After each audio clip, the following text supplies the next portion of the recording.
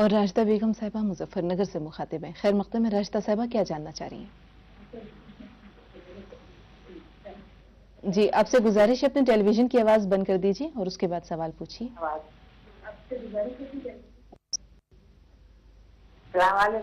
وعلیکم السلام. میں یہ پوچھ رہی ہوں کہ شریعت ہے اور زکوٰۃ کے بارے میں، اور وہ غریب ان کو کیسے دی جائے زکوٰۃ؟ راشدہ صاحبہ آپ کا سوال واضح طور پر نہیں پہنچ سکا، ایک بار پھر سے سوال دوہرا دیں.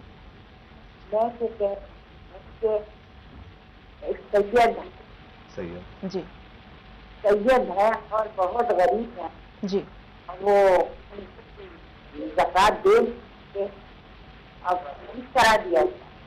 جی مولانا صاحب.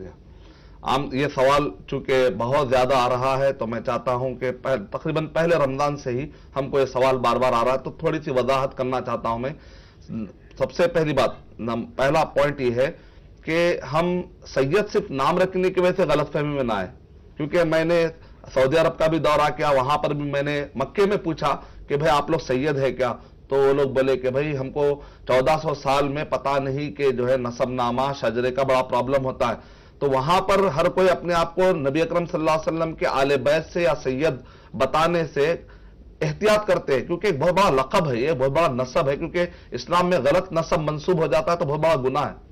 لیکن ہم دیکھتے ہیں کہ انڈیا میں ماشاءاللہ گلی گلی سید نظر آتے ہیں، یعنی کہ مطلب ہم کو ایسا لگتا ہے کہ غلط فہمی میں تو نہ ہو، شجرہ ہونا چاہیے. شجرہ یعنی کہ باقاعدہ کم سے کم یہ ہے ایک تاریخی دلائل کہ بھئی واقع وہاں سے کچھ لوگ آئے تھے تو یہ سید تھا، ایسا کچھ ذرا بھی چانس ہو تو صرف نام کی بنیاد پر غلط فہمی میں نہ آئے. میں یہ کہنا چاہ رہا ہوں سید کسی کا نام ہے تو مطلب یہ ضروری نہیں ہے کہ محمد صلی اللہ علیہ وسلم کے وہ نسل سے ہو اور آل بیت سے ان کا تعلق ہو. آل بیت سے تعلق ہونے کے لیے سید نام ہونا نہیں ہے، ساتھ میں وہ شجرہ بھی ہونا چاہیے، کم سے کم ایسے کچھ دلائل جس کو آپ کہتے ہیں سرکمسٹینشل ایویڈنس، یعنی کہ کچھ قرائن ہو، کچھ شواہد ہو. اگر یہ چیز کلیئر ہے تو پھر زکوٰۃ دینا چاہیے یا نہیں دینا چاہیے. اسلام میں کسی کی مدد کرنے کا جو سسٹم ہے، مالی اعتبار سے مدد کرنے کا جو سسٹم ہے، صرف زکوٰۃ ہی نہیں ہے، عطیہ ہے، خیرات ہے، تحفے ہے، یعنی صدقہ اور زکوٰۃ ہی نہیں بلکہ کئی راستے ہیں. تو اسی طریقے سے مال غنیمت بھی ایک اسلام میں ایک طریقہ ملتا ہے.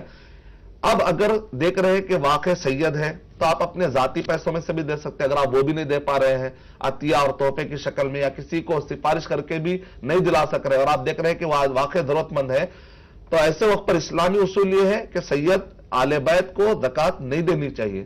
ابن تیمیہ رحمۃ اللہ علیہ کا بڑا بہترین فتویٰ ہے جس کو بہت سارے علماء نے پسند فرمایا ہے کہ وہ ملک جہاں پر اسلامی حکومت ہو اور مال غنیمت کہہ کر ایک سسٹم ہوتا ہے بیت المال میں جہاں اسلامی حکومت ہوتی ہے، اس میں کا 5واں حصہ جس کو خمس کہتے ہیں، اگر وہ سید کو آل بیت کو اگر وہ مل رہا ہو تو ایسے وقت پر زکوٰۃ دینا حرام ہے.